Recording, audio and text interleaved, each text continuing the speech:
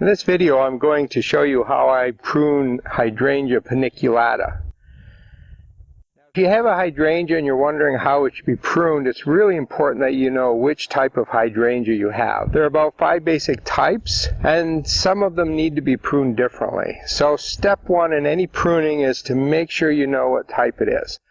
This is a type of paniculata, and it will flower on new growth. So I can cut off pretty much anything I want here, and I still will have flowers later on in July. So when I come up to a shrub like this, I have a look at it and look for problems first.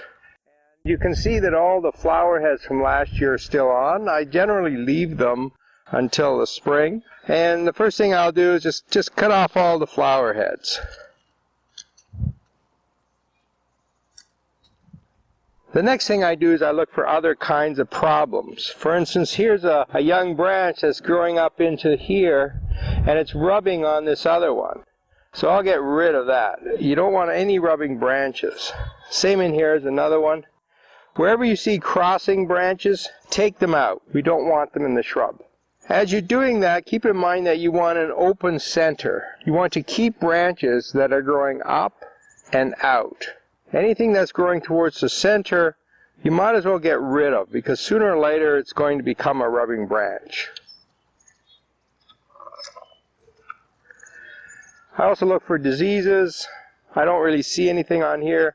Paniculatas are really good for diseases. I've never seen anything on any of my plants. One of the things I really like about Hydrangea paniculata is that it's really good for cold climates, and the winter doesn't seem to harm them at all in zone 5. So now that I've taken care of all the problems, the next phase of pruning is aesthetics. The plant really doesn't need any more pruning, but maybe I do. I want it to look a certain way. First thing I notice on this one is that I have these cuts that I made last year, and here's a cut here.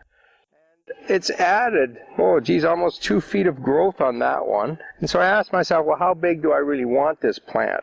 This plant happens to be Little Lamb, and maybe I should check to see if that's really the right name. That's the name that was on it when I bought it. But it's already 6 feet tall, and Little Lamb isn't supposed to get any more than 5 feet. In this part of the garden, I don't really want a tall shrub. And if I left it, it would just get taller again. It would be another foot taller by next year. And I have another shrub back here, and I want it to show a little more, so I want to keep this one shorter.